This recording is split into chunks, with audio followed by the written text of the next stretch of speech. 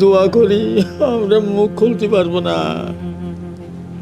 মুখ এখন খুলবেন না, কিন্তু কাল তো খুলবেন, পরশুদিন খুলবেন। আপনি যদি মুখ না খোলেন তো এই দেশটা এভাবেই পুড়তে থাকবে। এটা কি হইতে পারে? মুখ কেউ না কেউ খুলতে হবে। এর জন্য আপনি তো অনেক দিন বাঁচলেন, মুখ খোলার কারণে যদি আপনাকে মেরে ফেলে অসুবিধা নেই, বাঁচিয়েছেন তো অনেক দিন। হ্যাঁ, তাই তো। আজকে অন্যায়ের বিরুদ্ধে কথা বলার মানে বলি বলি না বলেই তো অন্যায় বেড়ে চলেছে।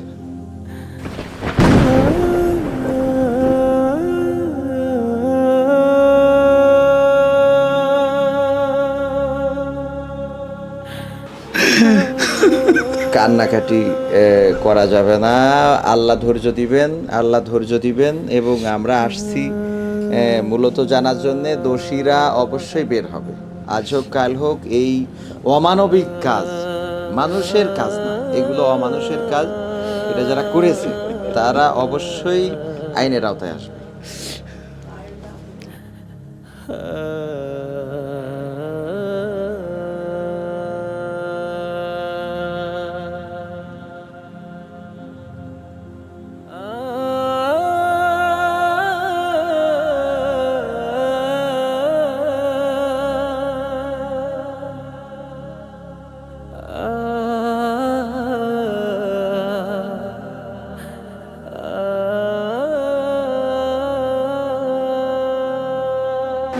সম্মানিত দর্শক মণ্ডলী, আসসালামু আলাইকুম রহমতুল্লাহ।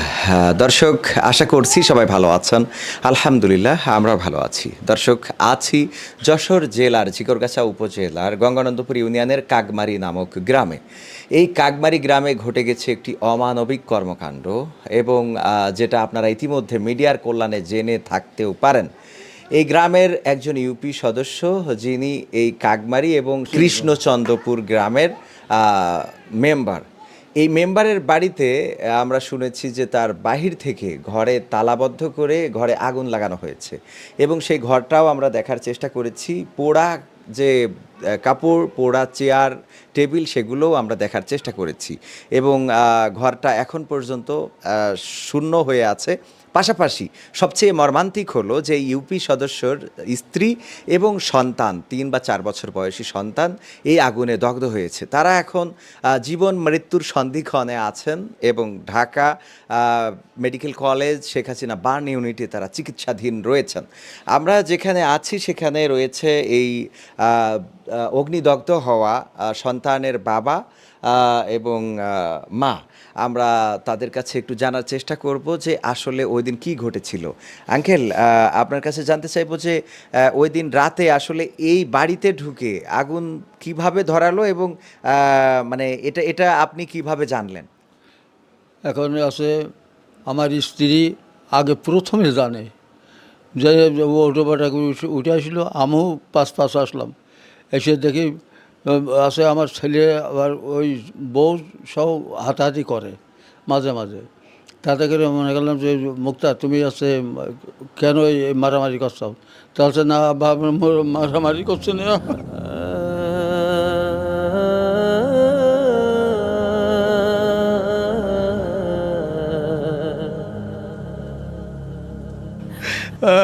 আগুন লেগে গেছে। তখন আছে এই দরজা খুলে আছে, খুলতে যেয়ে দেখি ওই ইয়েতে কিরামে আছে আছে শিখ পরানো বা আছে মুড়াইনো, তার মুড়াইনো। তার যেমন মোবাইলের যে তারটা ওই রকম মোটা তার, ওই তারটা আছে মুড়াইনো। তো এই ঘরেও আমার ছোটো ছেলে থাকে, ছোটো বিটার বউ থাকে। ওর মা যেয়ে বলছে ও ভাই ও সব আগুন ধরে গেছে, শিগগিরাই দৌড়ো, তাড়াতাড়ি এসে এই দরজায় লাথি মেরে ভেঙে ফেল দিয়েছে, বা আচ্ছা তাকে বের করা হয়েছে। আমার সে বড় ছেলে দেখার মতন না, সে পুড়িয়ে একদম সারকার হয়ে গেছে। ডিম খসিয়ে ধরা হলো, সঙ্গে সঙ্গে চামড়া সব উঠে গেছে, সাদা বেরিয়ে গেল। তাই দেখি আমি অজ্ঞান। আন্টির কাছে জানতে চাইবো, আন্টি আসলে ওই দিন এই যে ঘটনাগুলো ঘটেছে, আপনার সন্তান, আপনার নাতি এবং আপনার পুত্রবধূ অগ্নিদগ্ধ হয়েছে, তো মানে এই বাড়িতে এসে এই বড় গেটটা কি লাগানো ছিল না, যে এই বড় গেট দিয়ে ঢুকে দরজায় তার পেঁচিয়েছে, তারপরে আগুন লাগিয়েছে, এত দেরি করে আপনারা কেন জানতে তার পারলেন? তালা দেওয়া ছিল না, এর গেটে তালা দেওয়া ছিল না। বড় গেটটায় তালা দিয়েছিল। আসলে আমিও ঘরে শুয়েছিলাম, আমার বোধহয় খুব দেখেছে আমার ছেলে বেটার বউ, আমি তো শুনতে পাইনি। পরে বেশ খানিক পরে আমার ঘুম সহ আমি ঝাঁপ মেরে উঠেছি। উঠে আমি মনে করছি যে কি এ ঘরের মধ্যে যেন কিরম একটা শোনা যাচ্ছে। আমি দৌড়ে এসে করছি, মুক্তা তুমি দৌড় খোলো, দৌড় খোলো, দৌড় খোলো। কোনো কথা করছে না। খান ঘরের মধ্যে আগুন দিয়ে জিভে পুড়িয়ে গেছে, কথা কবে কী করে আগুন দিয়েছে করলে আমি তো ভালো বুঝতে পারছি। এবার দেখছি ঘরতে পেট্রোল গন্ধ বেরোচ্ছে, একটা কিরম একটা গন্ধ স্টেশনে দৌড়ে দাঁড়াইছি আর ধোঁয়া কার হয়ে যাচ্ছে। তখন আমি দৌড়ে যেয়ে আমার এই ছেলের ঘরে ঘা দিয়েছি, দেখছি যে ছেলের ঘর তার দিয়ে পেঁচায়নি। তারপর দৌড়ে ওই ছেলের ঘরে যে ওই ছেলের বলছি যে উবায়দুল ধাক্কা রোড, তোর ভাইয়ের ঘরে পেট্রোল দিয়ে আগুন ধরা দিয়েছে, তোর ভাইয়ের পোড়ায় মেরে ফেলাই দিলে। সেখন আমার ওই ছেলে তাড়াতাড়ি করে এসে ঘরে 3-4 লাথি মেরে দৌড় ভেঙে দিলে, ওই মানে এটার মধ্যে বেরিয়ে চলে গেল। গেলি সেখন আমার ওই ছেলেরা আমার ওই ছেলের বের করে নিয়ে এই জায়গায় থিয়েছে, আর আমার বিটার বউ এইখান পুড়ি নিয়ে ওর এদিক পুড়িয়ে গেছে, দৌড় হয়েছে ওখানে কাদা পানি হেরিয়েছে, কাদার পর দিয়ে শুয়ে পড়িয়েছে। তারপরে ওরা পানি নিয়ে এসে লিবতে লেগলো। খানিক পর আমি এখানে তাকাই থেকে আমার ছেলে যে কনে দিয়েছে, আমার সে হুশ নেই। আর আমার ছেলেটা পুড়িয়ে গেছে, করলে যে বাচ্চাটা আমার ছেলে পুড়িয়ে গেছে। এবার আমি বলছি, আমি দৌড়ে এবার যাচ্ছি ঘরের মধ্যে, তা কিরা বলছে যে তো পুড়িনি, ওর মা নিয়ে দৌড় মেরেছে। তারপর তাকাই দেখি যে আমার ছেলেকে পরে এরম করছে। তখন আমি আমার এই ছেলেকে বলছি যে তাড়াতাড়ি গাড়ি নেয়, আমার ছেলে মরে গেল, তাড়াতাড়ি গাড়ি নিয়ে এসে আমার ছেলের হসপিটালে নিয়ে যান। এইসবগুলো আমি দেখেছি, কিংবা আমি এইসব করেছি। আমি যদি না দেখতাম, ওইটুকু না ঠিক পেতাম, আমার ছেলে ঘরে পুড়িয়ে মরে ঘরটাই থেকে যেত। তো আপনি ওই দিন বাড়ি ছিলেন, আপনার কাছে যদি একটু জানতে চাই শর্টকাটে যদি বলেন, যে ওই দিন এই যে ঘটনাটা ঘটে গেল, এটা কি রাজনৈতিক কারণ নাকি আসলে নিজেদের সাংসারিক পারিবারিক কোনো প্রতিহিংসা আপনার মনে হয়? আমরা তো আন্দাজে বলতে পারবো না যে রাজনীতির কারণে কিনা, তা বলতে আসছি না। আঙ্কেল, আপনার কাছে যদি জিজ্ঞাসা করি, যেহেতু আপনি একজন অভিজ্ঞ মানুষ, বয়স তো প্রায় 80-70 প্লাস, 75। তো এই 75 বয়স, আপনার অভিজ্ঞতা অনেক বেশি, আমাদের থেকে অনেক বেশি। রাজনৈতিক পট পরিবর্তনের পরপরই মানে নিজ ঘরানার লোকেরা এরকম কিছু করেছে কিনা, এরকম কিছু মনে হয়?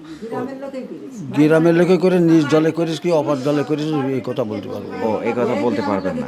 মানে এমন কিছু হয়েছে কিনা যে দীর্ঘদিন ধরে একটা রাগ ছিল, সেই রাগটাকে এই সময় মানে যেহেতু সরকার পরিবর্তন হয়েছে, তো এই সময় হামলা করলে অন্য দলের ঘাড়ে চাপানো যাবে, এরকম কিছু হয়েছে কিনা? বলছে কি আছে, যখন আমার ছেলে কাউন্সিলে 2 বছর উঠতে পারেনি, ও ও জামাত করে, ও শিবির করে, ওর ওর ওর ওর ইয়ে করা যাবে, মেম্বারিতে করা যাবে না। 2 বছর পরে বোধহয় 5-6 মাস হয়েছে, উঠেছে। ওঠার পরে এখন সমস্ত সব দায়িত্ব এর ঘাড়ে, ইউনিয়ন কাউন্সিলের দায়িত্ব সমস্ত সব এর ঘাড়ে। এখন কিন্তু আগে জামাত শিবির করলেও এবার নির্বাচনে তো আওয়ামী লীগের পক্ষ নিয়ে মেম্বারি ইলেকশন করেছে। আওয়ামী লীগের পক্ষ নিয়ে ইলেকশন করেছে। আওয়ামী লীগের পুরুষ বহুত 100 ভোট চুরি করেছে, চুরি করার পরও ফেল করাতে পারেনি। মানে ভোট দিয়েছে বিএনপি জামাতের লোক বেশি, বিএনপিতে এই কারণে এই মেম্বারকে বিএনপি জামাতের মেম্বার হিসেবে ধরা হয়। হ্যাঁ। আর এক ঢিলে 2 পাখি মারার একটা পরিকল্পনা হয়েছে কিনা, যে এই জন্যে এই মেম্বারের ঘরে আগুন দিয়ে তার পরিবারকে পুড়ায়ে একটা রাজনৈতিক ফায়দা নেয়ার কোনো রকম কোনো চক্রান্ত হয়েছে কিনা, তাই এই কথা তো বলতে পারবো না। এই কথা বলতে পারবেন না। তো এই কথা বলে দেবে সময়। সম্মানিত দর্শক মণ্ডলী, আমরা সেই মেম্বারের বাড়িতে বসে আছি, আছে তার বাবা মা, পরিবারের আরও অনেকেই। এর মধ্যে হয়ে গেছে নোংরা রাজনীতি। যেই মেম্বার পাশ করেছে সবাই জানে যে সে সরকার দলীয় একজন মেম্বার, এবং সারা বাংলাদেশে কিন্তু সেভাবেই প্রচার হচ্ছে যে আওয়ামী করার কারণে তার ঘরে আগুন লাগানো হয়েছে। কিন্তু এটাই সত্য যে এক সময় সে ছিল বাংলাদেশ ইসলামী ছাত্র শিবিরের কর্মী, বা বাংলাদেশ ইসলামী ছাত্র শিবির এবং জামাতের পক্ষের লোক, তারপরে পরবর্তীতে আওয়ামী লীগের হয়ে মেম্বারে ইলেকশন করেছিল। এখন এখানে আসলে কোনো ওই যে ঝড়ের মানে সাথে তাল মিলিয়ে কেউ ফায়দা লুটেছে কি না সেটা খুঁজে বের করা সরকার এবং প্রশাসনের দায়িত্ব। যারা অন্যায় করেছে তারা ধরা পড়ুক, তাদের দৃষ্টান্তমূলক শাস্তি হোক, এটাই প্রত্যাশা। আগুন নিয়ে যারা ছিনিমিনি খেলবে সে যে দলেরই হোক তাকে অবশ্যই বিচারের আওতায় আনতে হবে। মানুষের প্রতি এই জাতীয় অবিচার এবং নির্বিচারে হত্যা করার পায়তারা ইতিপূর্বে যারা চালিয়েছে তাদের পরিণতি অত্যন্ত ভয়াবহ হয়েছে এবং ভবিষ্যতেও যদি কেউ এরকম কিছু করে তাদের পরিণতি খুব বেশি ভালো হবে না। মেম্বার একজন ভালো মানুষ, যারা এই কাজ করেছে তাদের বিচার হওয়া উচিত। মেম্বার খুব ভালো ছিল, সে লোক খুব ভালোই ছিল, খারাপ ছিল না, সে সৎ লোক ছিল। আমলিগ বিএমপি মেনতো না, সে দল মেনতো না, সবারই ভালোবেসতো, সবারই ভালো দেখতো। যারা এ কাজ করেছে তাদের কঠিন শাস্তি চাই আমরা। ধরুন মেম্বার খুব ভালো ছিল, এখন কীরা ক্ষয়ক্ষতি করে এখন তো কেউ বলা যাচ্ছে না। তা এখন যাই ছুঁচু বিচার করতে হবে, এখন ধরতে হবে কীরা কী করেছে না করেছে এটা ধরতে হবে, সূক্ষ্ম বিচার হবে। বাল বাচ্চারা ঘরে ধরো কোনো অন্যায় করেনি, বাল বাচ্চার দ্বন্দ্বী তো এত ক্ষতি পরিমাণ হয়ে যায়। যে অপরাধটা করেছে তার বিচার চাই আমরা আর কি। তার যে বউ বাচ্চা আছে এরা তো কোনো অপরাধ করেনি, তারা এর শাস্তি পাবে কিসের জন্য? তাদের নির্দিষ্ট একটা শাস্তি ব্যবস্থা করুক আইন, এটাই চাই।